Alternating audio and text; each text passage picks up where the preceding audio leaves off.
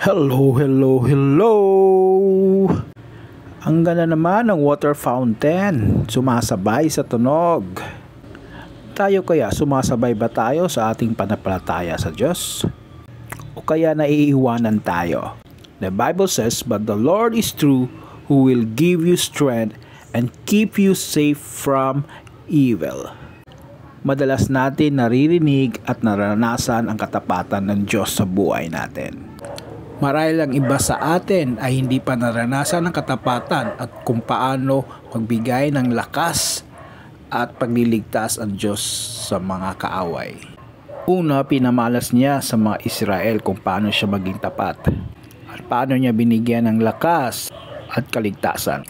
Because God wants to show you His faithfulness into your life by giving you strength from your circumstances, and also He keep you from evil. He will work in you and through you. Because life is hard, but God is good. Swish!